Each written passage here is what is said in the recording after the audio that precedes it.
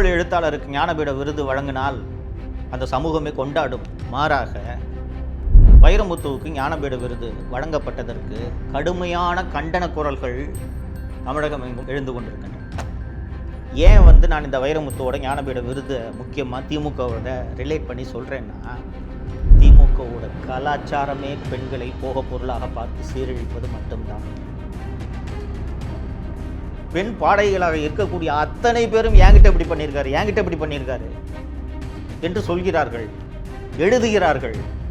அதுக்கு பிறகு வைரமுத்துவை கூப்பிட்டு ஸ்டேஜில் உட்கார வச்சுக்கிறீங்க, சிஎம் பக்கத்தில் உட்கார வச்சுக்கிறீங்கன்னா நீங்களாம் என்னையா மனுஷன்? அந்த திமுகவில் இருக்கக்கூடிய அந்த மகளிர் அணி நிர்வாகிகளை, உறுப்பினர்களை தங்களோட சொந்த சொத்தாகவே நினைக்கிறாங்க.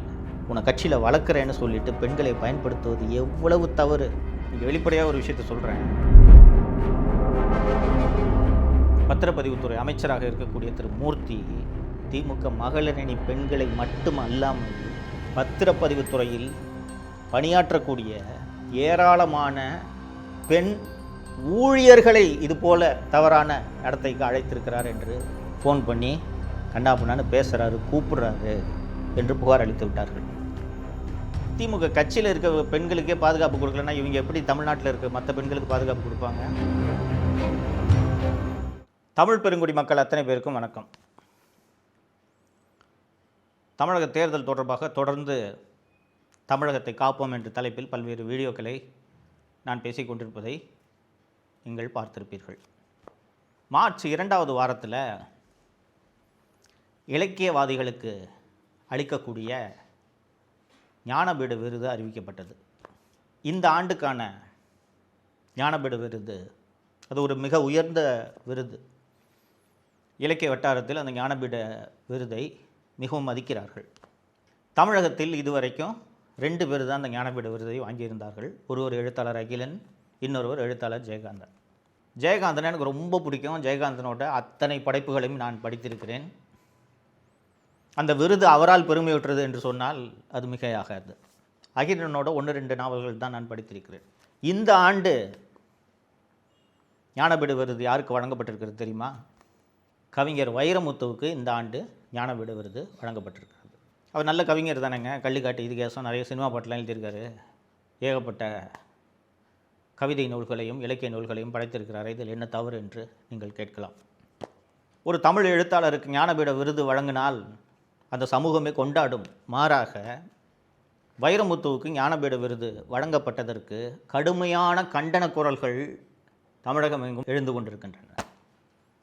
என்ன காரணம் என்றால், வைரமுத்து மீது தொடர்ந்து இருக்கக்கூடிய பாலியல் குற்றச்சாட்டுகள். 2018ஆம் ஆண்டில் அமெரிக்காவில் ஒரு பிரபல திரைப்பட தயாரிப்பாளர் மீது பாலியல் குற்றச்சாட்டுகள் எழுந்தபோது உலகெங்கும் இது போன்ற பாலியல் குற்றச்சாட்டுகளால் பாதிக்கப்பட்ட பெண்கள் எனக்கும் இது நடந்திருக்கு என்று பல்வேறு விஷயங்களை, அவர்களுக்கு நடந்த பாலியல் சீண்டல்களை, சிக்கல்களை வெளியே பேசத் தொடங்கினார்கள். அப்போது அதற்கு மீ-டூ என்று ஒரு பெயர் உருவானது. மீ-டூ மூவ்மெண்ட் என்றே அது அப்போது பேசப்பட்டது. அந்த சமயத்தில் தமிழ்நாட்டில் சின்மயி என்ற பிரபல பாடகி இருக்கிறார். நல்ல அற்புதமான பாடல்கள் எல்லாம் பாடியிருக்கிறார், உங்களுக்கு தெரியும். அந்த சின்மயி கவிஞர் வைரமுத்து என்கிட்ட இதே போல் பாலியல் சீண்டலில் ஈடுபட்டார். ஒரு முறை வெளிநாட்டுக்கு கச்சேரிக்காக போயிருந்தபோது வைரமுத்தும் கூட வந்திருந்தார். அப்போதே என்கிட்ட இந்த வேலையை பண்ணார்.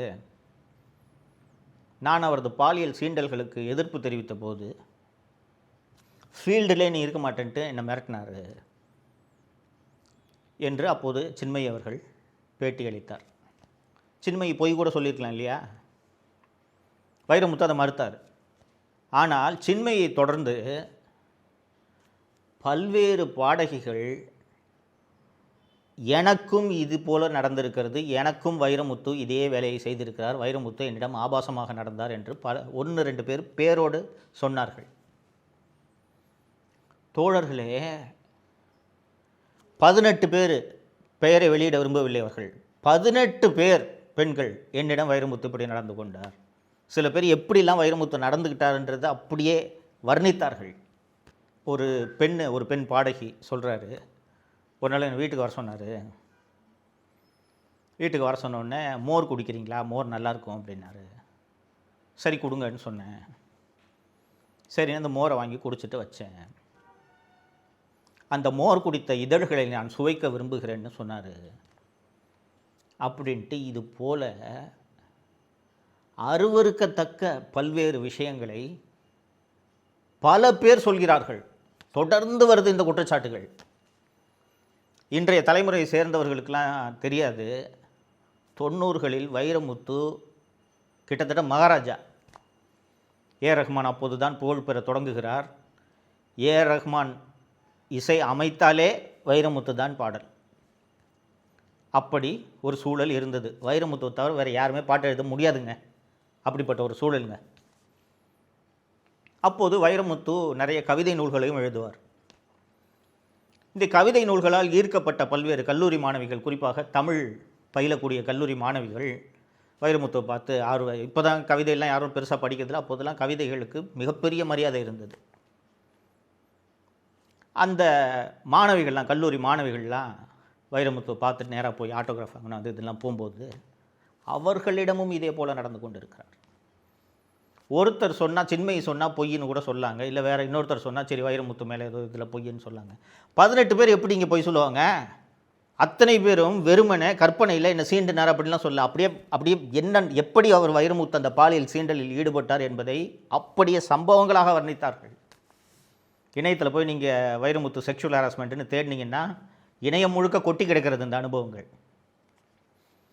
இப்படிப்பட்ட ஒரு ஆளை கிட்ட சேர்க்கலாமாங்க? ஆனால் திமுகவின் பெரும்பாலான மேடைகளில் வைரமுத்து இன்றும் இருக்கிறார். வைரமுத்துவுக்கு ஞானபீட விருது கொடுக்கப்பட்டவுடன் தமிழுக்கு பெருமை சேர்த்திருக்கிறார்னு முதல்வர் ஸ்டாலின் அறிக்கை வெளியிடுறார். மார்க்சிஸ்ட் கம்யூனிஸ்ட் கட்சியைச் சேர்ந்த மாதர் சங்கம் ஒன்று இருக்குது, அனைத்து இந்திய ஜனநாயக மாதர் சங்கம் அதோட பேர். நடிகர் சிம்பு ஒரு முறை பாடின ஒரு சாங்கு, அவரும் அனிருத்தும் சேர்ந்து பாடின ஒரு சாங்கு சினிமாலெலாம் வரல, ஆனால் லீக் ஆகிடுச்சு. அது பீப் சாங்குன்னு சொல்லுவாங்க. பீப் சாங்னு இப்போ கூட தேடினீங்கன்னா வரும். அந்த பீப் சாங்னு வெளில ரிலீஸ் ஆகிடுச்சு. ஒரு கெட்ட வார்த்தை அதில் பீப்பு போட்டு ஒரு சாங்குன்னு வச்சுக்கோங்க.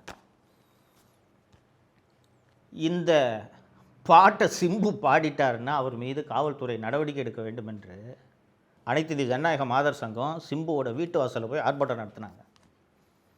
இப்போதும் கூட நான் மார்க்சிஸ்ட் கம்யூனிஸ்ட் கட்சி மீது மரியாதை வைத்திருக்கிறேன்.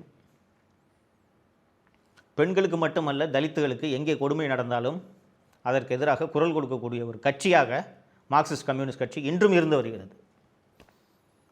வைரமுத்துவுக்கு ஞானபீட விருது கொடுத்த உடனே மார்க்சிஸ்ட் கம்யூனிஸ்ட் கட்சியின் எம்பி சு வெங்கடேசன் வாழ்த்து தெரிவிக்கிறார்.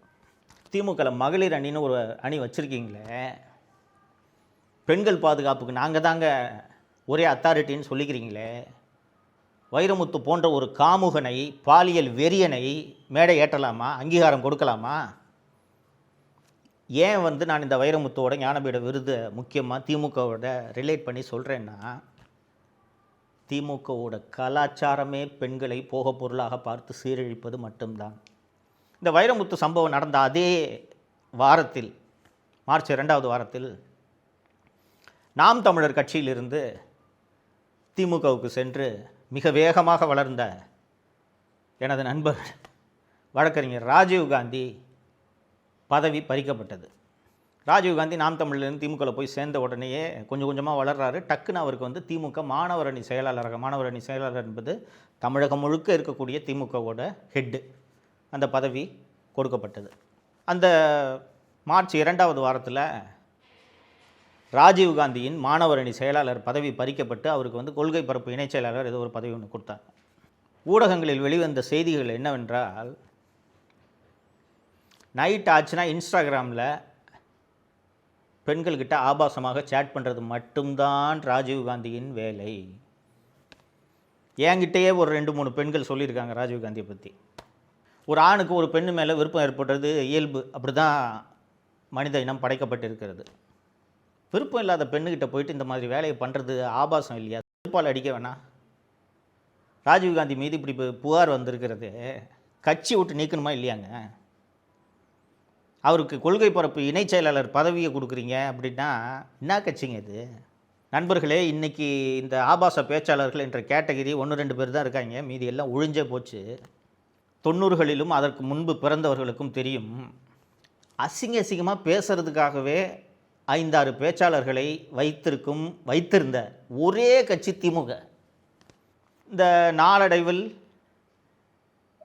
தேர்தல் ஆணையம் ராத்திரி 8 மணிக்கு மேலே, 9 மணிக்கு மேலே, 10 மணிக்கு மேலே பிரச்சாரம்லாம் பண்ணக்கூடாது என்று கட்டுப்பாடுகளை எல்லாம் விதித்தது.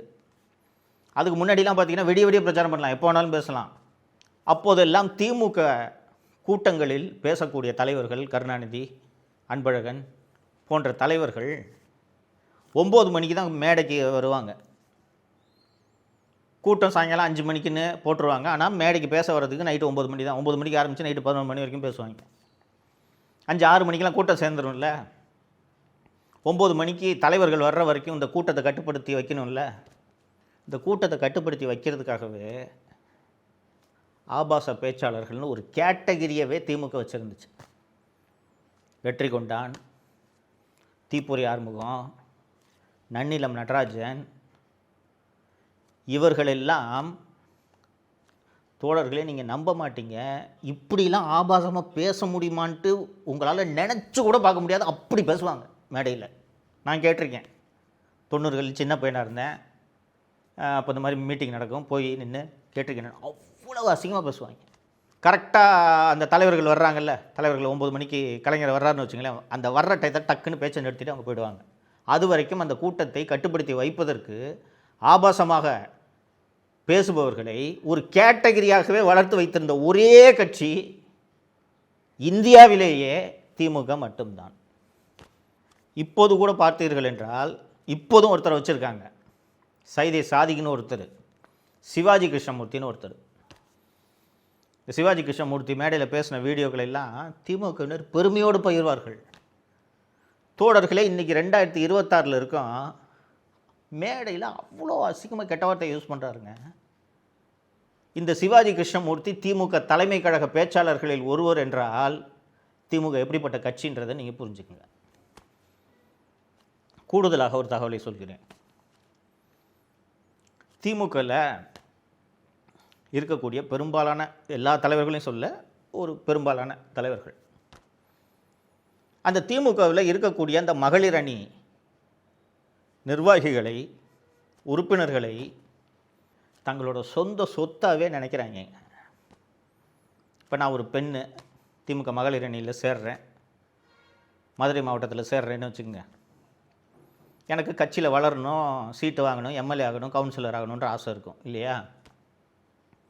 அப்போது நான் அந்த கட்சியின் மாவட்ட செயலாளரையோ அமைச்சரையோ பகைத்து கொண்டால் என்னால் அந்த கட்சியில் வளர முடியுமா? அந்த மாதிரி சூழலில் அந்த கட்சியின் மாவட்ட நிர்வாகியோ அமைச்சரோ எம்எல்ஏவோ இந்த பெண்ணை தவறாக பயன்படுத்துவதற்கு முயற்சி செய்தால் அந்த பெண்ணு மறுத்து அந்த பெண்ணு கட்சியில் வளர முடியுமா? இதை பாருங்கள், விருப்பத்தோடு நடக்கக்கூடிய உறவுகளை பற்றி நான் பேசவே இல்லை, அது தனிநபர்கள் சம்மந்தப்பட்ட விஷயம். ஆனால் தன்னுடைய அதிகாரத்தை பயன்படுத்தி விருப்பத்திற்கு மாறாக உனக்கு பதவி வாங்கி தரேன், உன்னை கட்சியில் வளர்க்குறேன்னு சொல்லிட்டு பெண்களை பயன்படுத்துவது எவ்வளவு தவறு. இன்றைக்கி வெளிப்படையாக ஒரு விஷயத்தை சொல்கிறேன். பத்திரப்பதிவுத்துறை அமைச்சராக இருக்கக்கூடிய திரு மூர்த்தி திமுக மகளிரணி பெண்களை மட்டும் அல்லாமல் பத்திரப்பதிவுத்துறையில் பணியாற்றக்கூடிய ஏராளமான பெண் ஊழியர்களை இதுபோல தவறான நடத்தைக்கு அழைத்திருக்கிறார் என்று ஏராளமான புகார்கள் வந்திருக்கின்றன. அங்கே அந்த டிஎன்பிசி எக்ஸாம்லாம் எழுதுகிறவங்களுக்கு தெரியும், டெஸ்டிடியூட் விடோன்னு ஒரு கோட்டா இருக்கும், அதில் விதவைகளுக்குன்னு ஒரு கோட்டா.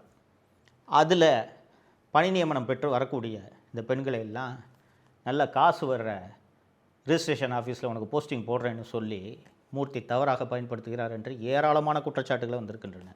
இது போக திமுகவில் மகளிரணி செயலாளராக இருப்பவர் திருமதி கனிமொழி, ஸ்டாலினோட தங்கச்சி. தோழர்களே, நீங்கள் நம்ப மாட்டீங்க, கனிமொழிக்கிட்டே நேரடியாக புகார் போயிருக்க மதுரை மாவட்ட மகளிர் அணியை சேர்ந்தவங்க, எங்க இந்த மூர்த்தி ஃபோன் பண்ணி கண்டாப்புனான்னு பேசுகிறாரு, கூப்பிடுறாரு என்று புகார் அளித்து விட்டார்கள். மூர்த்தி அமைச்சராக இருக்கார், ஸ்டாலின் கையில் வேலை செய்கிறாரு இல்லையா? எனக்கு திமுகவை சேர்ந்த முக்கியமான ஒருவர் சொன்ன தகவல், கனிமொழி அவர்கள் நேரடியாகவே துணை முதல்வர் உதயநிதியிடமும் முதல்வர் ஸ்டாலினிடமும் இந்த மாதிரி மூர்த்தி மேலே உள்ள கம்ப்ளைண்ட் வருது, மகளிர் அணி நிர்வாகிகள்லாம் இந்த மாதிரி பண்ணுறாங்க என்று சொல்லி இன்று வரை ஒரு நடவடிக்கை கூட மூர்த்தி மீது எடுக்கவில்லை. இந்த கட்சியில் பொம்பளைங்க பாதுகாப்பாக இருக்க முடியுமாங்க? ஒரு மந்திரி மேலே இவ்வளோ புகார் வருது, கூப்பிட்டு கூட அதை கண்டிக்கலைன்னா, உங்கள் கட்சியில் இருக்க பெண்களுக்கே பாதுகாப்பு இல்லைன்னா நீங்கள் எப்படிங்க தமிழகத்தில் இருக்க பெண்களுக்கு பாதுகாப்பு தர போகிறீங்க? அண்ணா பல்கலைக்கழகம், கோவை மாணவி உள்ளிட்ட பல்வேறு பெண்களுக்கு எதிரான குற்றங்களை எல்லாம் செய்தியில் படிச்சிருப்பீங்க, நானும் பேசுவேன் தொடர்ந்து. திமுக கட்சியில் இருக்க பெண்களுக்கே பாதுகாப்பு கொடுக்கலன்னா இவங்க எப்படி தமிழ்நாட்டில் இருக்க மற்ற பெண்களுக்கு பாதுகாப்பு கொடுப்பாங்க? யோசிச்சு பாருங்கள். இப்படி பெண்களை நடத்தக்கூடிய ஒரு கட்சி மீண்டும் ஆட்சிக்கு வரலாமா? வைரமுத்துவுக்கு ஞானபீட விருது கொடுத்ததில் எனக்கு ஒன்றும் பொறாமையெல்லாம் கிடையாது, எனக்கு கிடைக்கலன்ற வருத்தம்லாம் கிடையாது. ஆனால் ஊரே குற்றச்சாட்டுதுங்க, பெண் பாடகிகளாக இருக்கக்கூடிய அத்தனை பேரும் என்கிட்ட இப்படி பண்ணியிருக்காரு, என்கிட்ட இப்படி பண்ணியிருக்காரு என்று சொல்கிறார்கள், எழுதுகிறார்கள். அதுக்கு பிறகு வைரமுத்துவை கூப்பிட்டு ஸ்டேஜில் உட்கார வச்சுக்கிறீங்க, சிஎம் பக்கத்தில் உட்கார வச்சுக்கிறீங்கன்னா நீங்களாம் என்னையா மனுஷன்? நீங்களாம் என்ன ஜென்மம்? இப்படி பாலியல் குற்றச்சாட்டுக்கு குறிப்பாக பலவீனமான பெண்களை சீரழிக்க முயல்பவனை ஒதுக்க வேண்டாமா? அருவருப்பாக ஒதுக்க வேண்டாமா? வழக்கு பதிவு செய்யறதுக்கு ஆதாரங்கள் கூட இல்லாமல் இருக்கலாம். ஆனால் வைரமுத்துவை பகிஷ்கரிக்க வேண்டுமா இல்லையா?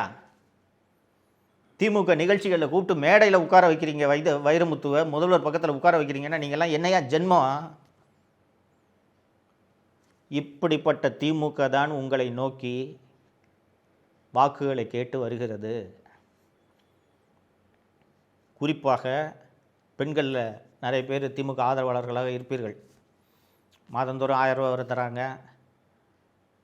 எலெக்ஷனுக்கு பிப்ரவரி மாதம் 5000 ரூபா வரை போட்டு விட்டாங்க.